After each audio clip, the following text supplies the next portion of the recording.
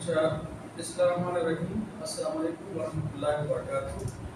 My dear students, I am Dr. Latif, Department of Physics, Islamic College, Peshawar. याद रखिए lecture number 1 में हमने क्या पढ़ा था कि what are scalars and what are vectors. ये हमने डिटेल में पढ़ा था। स्केलर का क्या मतलब है, वेक्टर का क्या मतलब है। हमने ये पढ़ा था कि स्केलर्स का मतलब है those physical quantities which can be completely explained या specified by their magnitude। और ये हमने पढ़ा था कि मैग्नीट्यूड का मतलब है a number with a proper unit। a number with a आप कहते हैं 5 तो this is a number, लेकिन अगर आप कहते हैं 5 kg तो 5 kg का मतलब है mass। mass is a scalar quantity। आप कहते हैं 2 is a number, लेकिन अगर आप कहते हैं 2 मीटर तो 2 मीटर का मतलब है length, and length is a scalar quantity. Understand. आप कहते हैं 6 दिस इज अ नंबर, लेकिन अगर आप कहते हैं 6 केल्विन तो इट इज टेंपरेचर, तो we can say temperature is a scalar quantity. लेकिन वेक्टर के लिए 2 things are needed. a newer level FEC level पे, मैट्रिक लेवल FEC लेवल पे हम कहते हैं कि those physical quantities which can be completely specified by their magnitude as well as direction।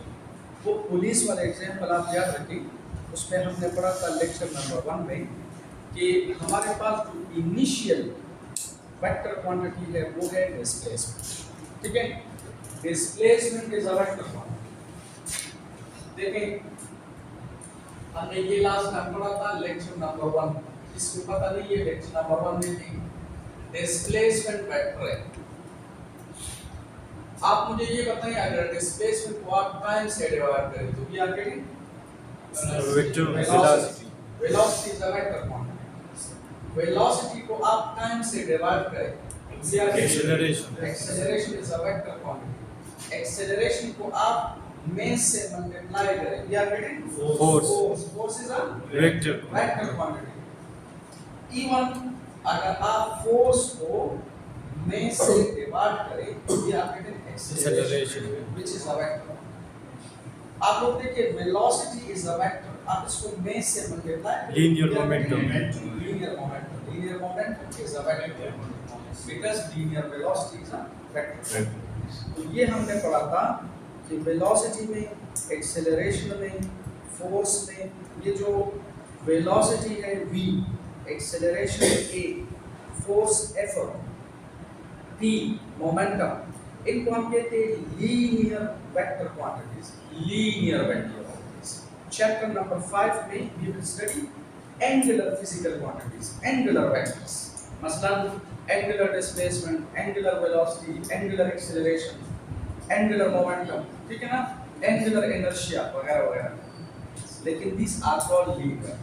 तो इस वेलोसिटी को हम कहते हैं linear velocity. Therefore this is called linear linear velocity means when a body is moving along a straight line, velocity is said to be linear। आप इसको mass से multiply करें, you are getting linear moment।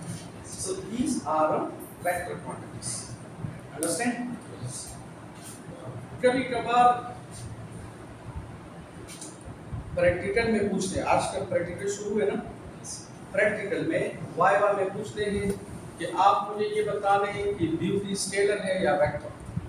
हमने chapter 1 में भी पढ़ा था एक नंबर ब्यूटी स्केलर है कि वेक्टर है? Scalar. It is neither a scalar quantity nor a vector because this is not a physical quantity. Beauty को हम ऑब्जर्व कर सकते हैं, may be you may measure it, लेकिन याद रखिए ब्यूटी के टर्म्स में, ठीक है, we can not express other laws या मैथमेटिकल इक्वेशन या फिजिकल इक्वेशन। या कभी कभार प्रैक्टिकल में पूछते हैं सिंपलिसिटी। सिंपलिसिटी स्केलर है कि वेक्टर है? It is neither a scalar quantity nor a vector quantity because this is not a physical quantity. Is it?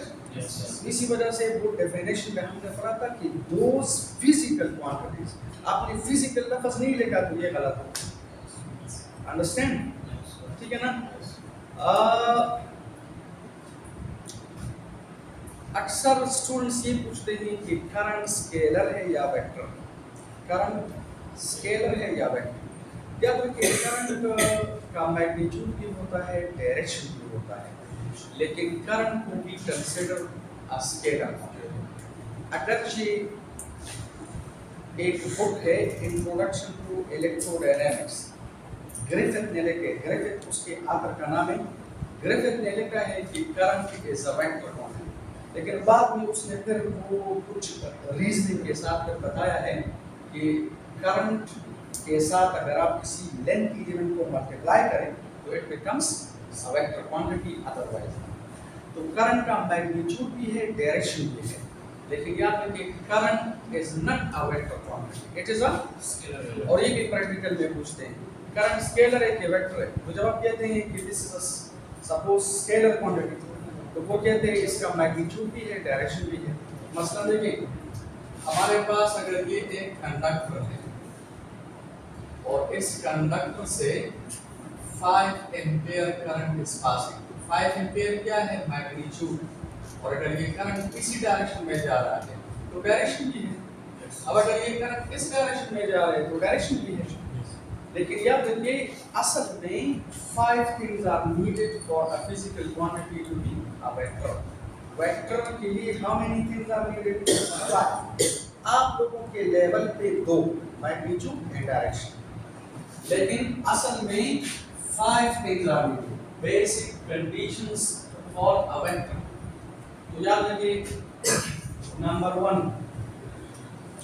it should have magnitude, थोड़ा सा डिस्कस कर रहे हैं, इट शुड हैव मैग्नीट्यूड। शाबाश।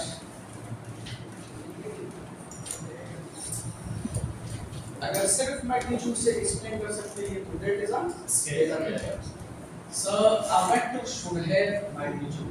Number 2 a vector should have direction, और याद रखिए a vector should satisfy commutative law of vector addition, commutative law of vector addition, vector addition, commutative law। ये इसी चैप्टर में हम आगे पढ़ेंगे, लेकिन थोड़ा सा देखिए commutative law का ये मतलब है कि फॉर एग्जांपल हमारे पास ये एक वेक्टर है A is a vector, इस वेक्टर का हेड है और ये tell. This is another vector B, this is a vector B। अगर आप इन दोनों को ऐड करें तो we are getting the resultant। resultant का क्या मतलब है आगे पढ़ेंगे, अपने डिटेल में नहीं जा रहा। This is resultant vector। ये resultant vector बराबर है, if you say this is A and plus B, this is like equation number 1। अगर आप वेक्टर A के साथ B ऐड करें तो ये आगे इन करेगा, ठीक है, ये आगे इन का। लेकिन देयर इज अनदर स्टूडेंट, वो कहते हैं कि मैं B के साथ A ऐड करता हूं। अगर आप वेक्टर B के साथ A ऐड करें, देखिए दिस इज वेक्टर B, इसके साथ अगर आप A ऐड करें तो याद रखिए we are getting the same result, we are getting the same result। It means in this case the resultant is B plus A, ठीक है। This is equation number 2।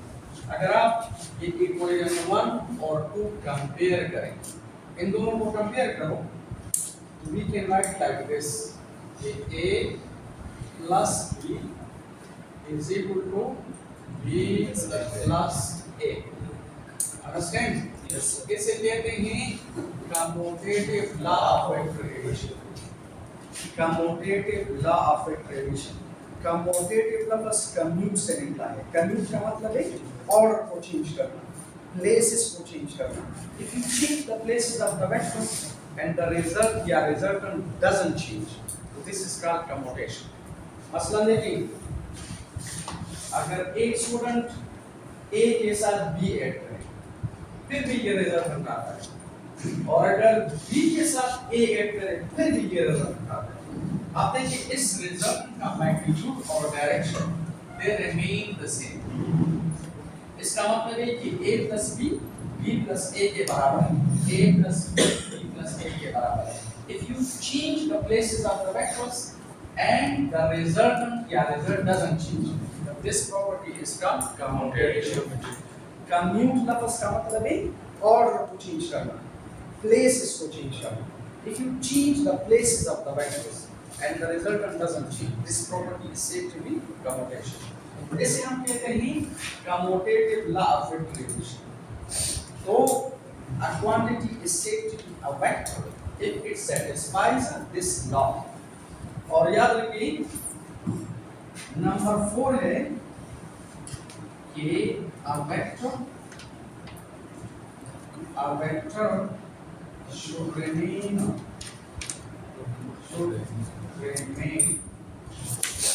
constant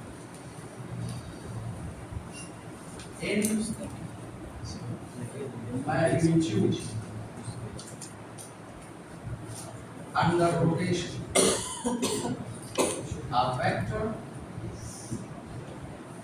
A vector should remain constant in magnitude under rotation।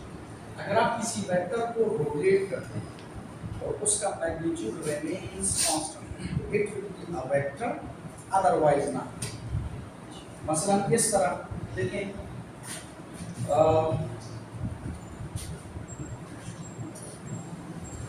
देखो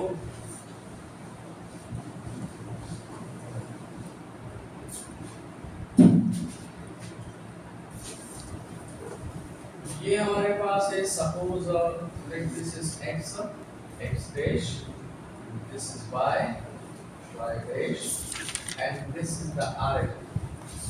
ठीक है, look at the concept। मसलन एक vector आप along x axis draw करें, इधर ड्रॉ करें, ठीक है,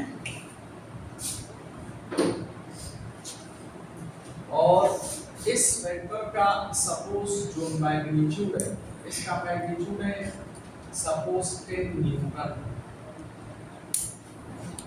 this vector is along x axis और इसका मैग्नीट्यूड है 10 न्यूटन। y एक्सिस में इसका कंपोनेंट नहीं है। अगर आप ऐसा करें, इसे रोटेट करें, एक रोटेशन का ये मतलब है अगर आप इस वेक्टर को रोटेट करें, अगर ये इधर आ जाए, ये वेक्टर अगर इधर आ जाते हैं, तो अब आप लोग देखिए इस वेक्टर के कितने कंपोनेंट्स हैं? 2, क्योंकि ये प्लेन में है, xy प्लेन में है, तो इसका एक कंपोनेंट ये है और आप देखिए दूसरा कंपोनेंट ये है। This is called ax। इसी चैप्टर में आगे पढ़ेंगे, don't worry. This is called ay। तो a is equal to ax plus ay। This vector plus this vector is equal to this. आप लोग देखें इसका जो x कंपोनेंट है ये थोड़ा सा कम और y कंपोनेंट ज्यादा है। पहले इसका y कंपोनेंट 0 था, x कंपोनेंट मैक्सिमम था। तो now I can write this vector like this, a is equal to ax plus ay like this। लेकिन देखें अगर ये वेक्टर आप इधर ले आते हैं, सही है, तो गौर से देखो इसका y कंपोनेंट ज्यादा और x कंपोनेंट कम है। अगर आप इसे इधर ले आए तो y कंपोनेंट और ज्यादा और x कंपोनेंट और कम। तो आप देखिए ये कंपोनेंट कम हो जाते हैं, ये बढ़ जाते हैं, लेकिन दोनों का जो सम है it remains constant। तो उस क्वांटिटी को हम वेक्टर कहते हैं अगर आप इसे रोटेट करते हैं and it doesn't change in magnitude. अगर वो मैग्नीट्यूड में चेंज नहीं होता तो that quantity is said to be a vector quantity. और कंडीशन नंबर 5 ये है, शाबाश, नंबर 5 कि a vector, बल्कि इस तरह लिखा, a representation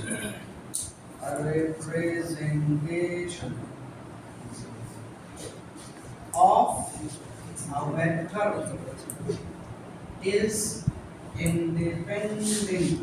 independent of coordinate system vector को आप किसी भी कोऑर्डिनेट सिस्टम में एक्सप्रेस कर सकते हैं, रिप्रेजेंट कर सकते हैं। ये बात आपको फौरन समझ नहीं आ जाएगी, लेकिन आज के चैप्टर में हम पढ़ेंगे। याद रखिए हमारे पास डिफरेंट कोऑर्डिनेट सिस्टम, मसलन Cartesian coordinate system, polar coordinate system, spherical polar coordinate system, cylindrical polar coordinate system, ठीक है ना, जनरलाइज्ड कोऑर्डिनेट सिस्टम। लेकिन ये जो स्फेरिकल पोलर कोऑर्डिनेट सिस्टम है, सिलेंड्रिकल पोलर कोऑर्डिनेट सिस्टम है, जनरलाइज्ड कोऑर्डिनेट सिस्टम या कर्वीलिनियर कोऑर्डिनेट सिस्टम है, ये आगे क्लासेस में फिर हम पढ़ेंगे।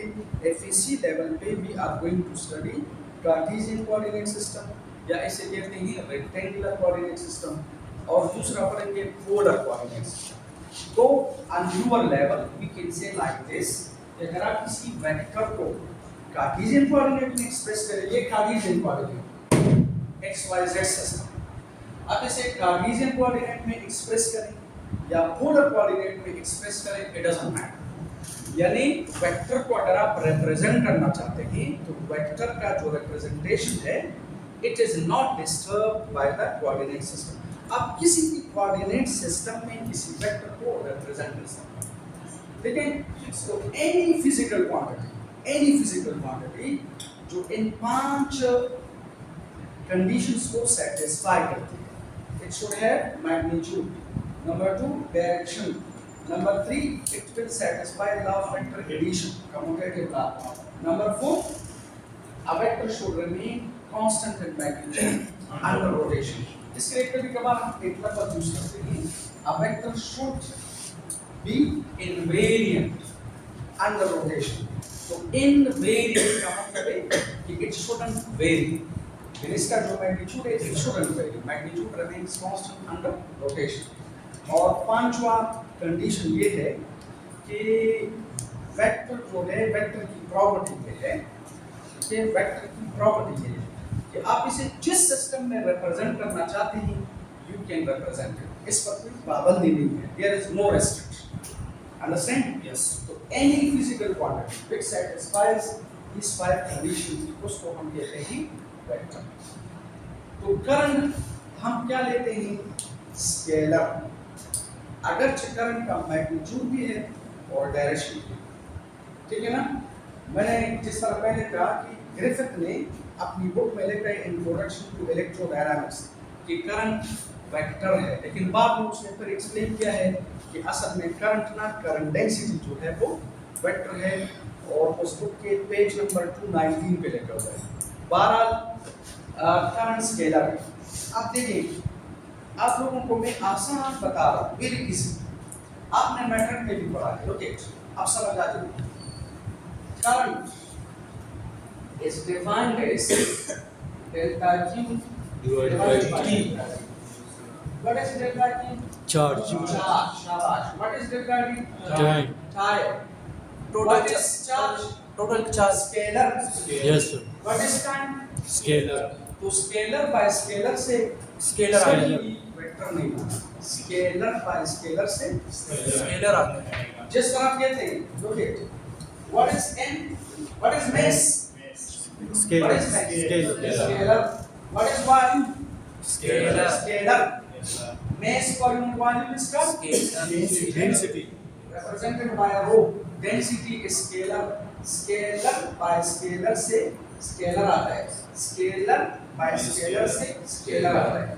अगर करंट का मैग्नीट्यूड भी है, डायरेक्शन भी है, लेकिन याद रखिए करंट के साथ स्केलर है, ठीक है।